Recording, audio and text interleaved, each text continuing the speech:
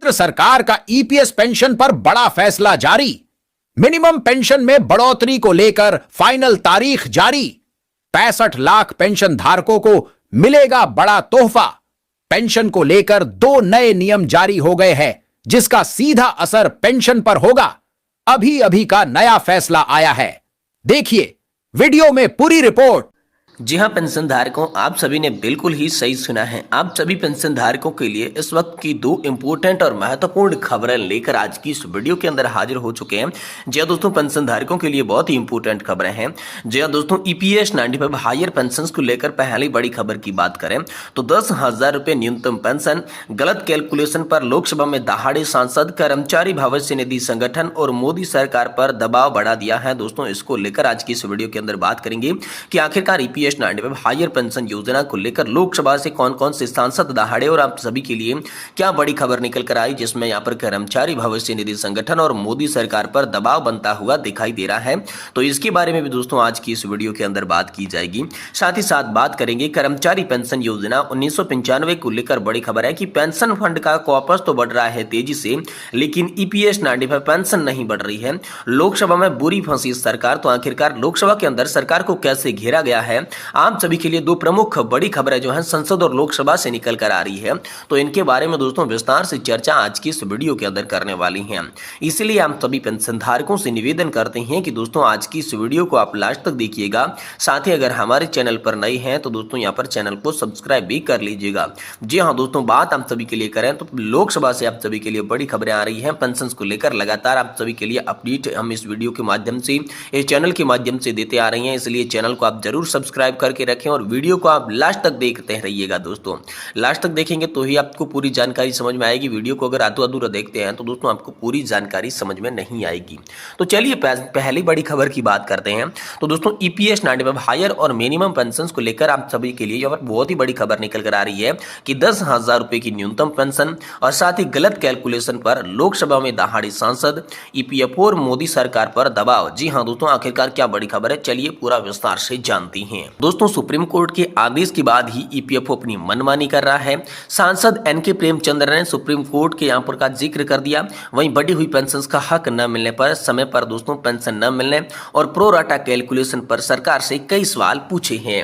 जी हाँ दोस्तों, कर्मचारी पेंशन योजना 1995 के तहत उच्च पेंशन एक बार फिर से उनकी आवाज उठाई गई है। ईपीएस 95 हायर पेंशन को लेकर लोकसभा में केरल से इक्वाली सोशल पार्टी के सांसद एनके प्रेमचंद्र ने सरकार को घेर लिया है। श्रम मंत्रालय, कर्मचारी भविष्य निधि संगठन और प्रधानमंत्री नरेंद्र मोदी पर सीधा सवाल दागते हुए पूछा कि आखिरकार कर्मचारियों को उच्च पेंशन और न्यूनतम पेंशन का लाभ क्यों नहीं मिल रहा है। सुप्रीम कोर्ट के आदेश के बाद भी कर्मचारी भविष्य निधि संगठन मनमानी कर रहा है।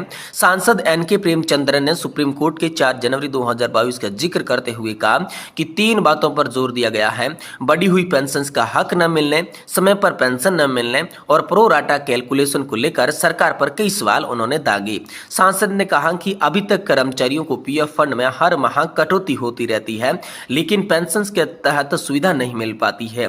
हर महीने के बाद पेंशन की मांग उठने लगती है। श्रम मंत्रालय ने भी पेंशन बढ़ाने की बात कही है। इसको बढ़ाने की जरूरत भी है। सिफारिशें जारी की जा चुकी है, मंत्रालय ने ओके भी किया है। इसके बावजूद भी बिल पास नहीं हो रहा है ताकि पेंशन भोगियों को बढ़ी हुई पेंशन का लाभ मिल सके।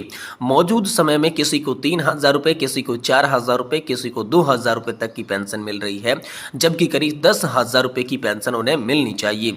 8,000 रुपए तक की न्यूनतम पेंशन तो देना ही चाहिए। ये मांग सुप्रीम कोर्ट के फैसले को भी यहाँ पर सही ठहरा रही है। वहीं पेंशन भोगियों पर समय पर नहीं मिल रही है पेंशन, इसको लेकर बात कही। सांसद एनके प्रेमचंद्रन ने कहा कि पेंशनर्स को समय पर राशि नहीं मिल रही है, जो मिल रही है वह समय पर नहीं मिल रही है। पेंशन भुगतान में लेट क्यों हो रहा है? पेंशन भोगियों का कानूनी अधिकार है, इसके बावजूद भी पेंशन दोस्तों उन्हें समय पर नहीं मिल रही है। समय पर पेंशन न मिलने से कई यहाँ पर जो है रिमांड देना पड़ता है। एरियर के साथ पैसा भी मिलता है, लेकिन उनका ब्याज भी नहीं दिया जाता। अगर समय पर पेंशन नहीं मिले तो घर कैसे चलेगा? वहीं पेंशन की गणना और सुप्रीम कोर्ट के फैसले के खिलाफ है। जहां दोस्तों सांसद ने प्रो राटा कैलकुलेशन मेथड पर सवाल उठाए। उन्होंने सुप्रीम कोर्ट के 4 नवंबर 2022 के फैसले में कहा कि पेंशनर्स का पैसा कैलकुलेशन इसकी एक्चुअल वेजेस पर होना चाहिए, जैसा हाई वेजेस पर होता है वैसे हाई पेंशन होनी चाहिए, लेकिन अब तक इसे लागू नहीं किया गया है। एक्चुअल पेंशन में भी कम राशि यहाँ पर बन रही है। 35% का नुकसान यहाँ पर जो है पेंशन धारकों को देखने को मिल रहा है। प्रोराटा कैलकुलेशन पेंशन भोगियों का भी मान नहीं रखता है। इस पर भी उन्होंने आपत्ति जताई। क्या सही प्रतिशत पर पेंशन मिल पाएगी? क्या कोई बैठक होने वाली है? ये दोस्तों सवाल जो है एनके प्रेमचंद्रन जी ने पेंशन धारकों को लेकर संसद के अंदर दोस्तों सरकार और कर्मचारी भविष्य निधि संगठन पर दागी। तो दोस्तों कुछ समय पहले ही बात सामने आई थी कि हाई वेजेस पर जो गणना करते हैं क्या पेंशन में उतना रहेगा जो मिल पा रही है? पेंशन कम से कम 10,000 या 8,000 रुपए करना चाहिए। 4 नवंबर 2022 की सुप्रीम कोर्ट के आदेश पर अमल किया जाना चाहिए। जितना अंशदान वर्तमान वेजेस पर कटता है तो फिर क्यों गणना कम करते हैं? जब लेने की बात आई तो अधिक लेते हैं और जब देने की बात आती है तो कम देते हैं। ये भेदभाव आखिरकार सरकार पेंशन धारकों के साथ क्यों कर रही है?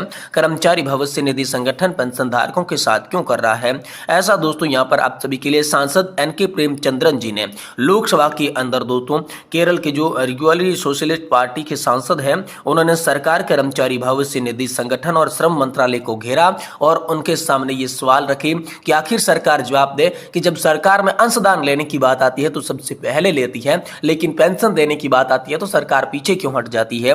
ये तमाम बड़े सवाल जो है आप सभी के लिए दाग दिए हैं लोकसभा की कार्रवाई के दौरान पीएम मोदी और यहाँ पर स्पीकर महोदय से ये सवाल दोस्तों यहाँ पर पूछे गए थे।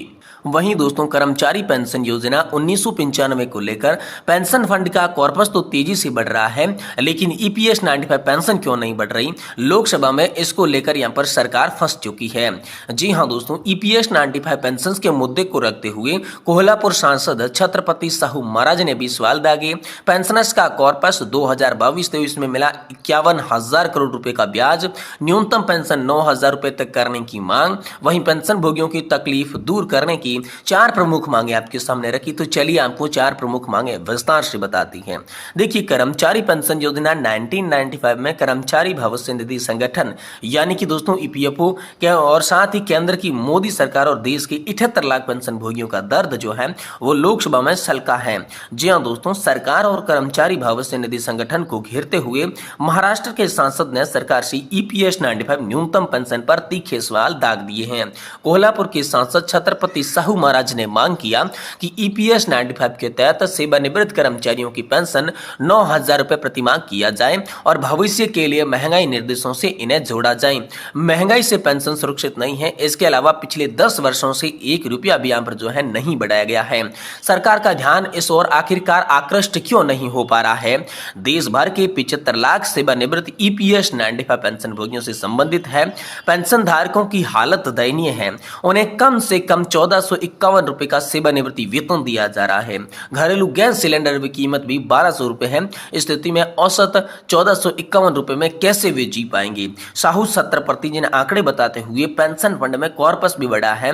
2017-18 में 3,93,000, 2022-23 में यहाँ पर 7,80,000 करोड़ रुपए की वृद्धि हुई। पेंशन कॉर्पस 2022-23 में 51,000 करोड़ रुपए का ब्याज आया, लेकिन जो 14,400 करोड़ रुपए की पेंशन थी वो टूट गई और न्यूनतम पेंशन जो थी वो 9,000 रुपए तक करने की उन्होंने बड़ी मांग की। साथ ही संविधान की धारा 41 में वृद्धावस्था सेवानिवृत्ति पेंशन योजनाओं का भी प्रावधान है। पेंशन भोगियों का कहना है कि स्वाभाविक रूप से पुराने पेंशन धारकों को बर्बाद जीवन पर सरकार की उदासीनता चौंकाने वाली है। संविधान की धारा 41 की वृद्धावस्था सेवानिवृत्ति वेतन योजनाओं का प्रावधान है, इसलिए उसमें न केवल वरिष्ठ सेवानिवृत्ति वेतन धारकों की बल्कि बीमारियों और विकलांगताओं में शामिल है। तो दोस्तों जंतर मंतर पर ईपीएस 95 पेंशन धारकों का समर्थन कर चुके थे ये सांसद। जी हाँ दोस्तों, सरकार को पता होना चाहिए कि बुढ़ापे में उचित पेंशन सबसे महत्वपूर्ण सुरक्षा है और इसीलिए साहू छत्रपति जी ने पेंशन भोगियों के लिए सरकार से निवेदन किया है कि इस मामले में दखल दें और पेंशन भोगियों को साथ खड़े रहकर न्याय दिलाएं। साहू छत्रपति ने पिछले सप्ताह दिल्ली के जंतर मंतर पर ईपीएस 95 पेंशन भोगियों के आंदोलन को समर्थन किया था। लोकसभा में इस मुद्दे पर आवाज उठाने का उन्होंने वादा किया था और उसी के अनुसार उन्होंने दोस्तों इस विषय को एक बार फिर से आप सभी के लिए प्रस्तुत किया है। केंद्र सरकार का ध्यान जो है ईपीएस 95 पेंशन योजना की ओर एक बार फिर से आकृष्ट किया है। तो दोस्तों ये 2 बड़ी खबर आप सभी के लिए हाल फिलहाल में निकल कर सामने आ रही थी। अगर वीडियो की जानकारी आपको पसंद आई है तो दोस्तों वीडियो को आप लाइक करें और हमारे चैनल को जरूर सब्सक्राइब कर लें।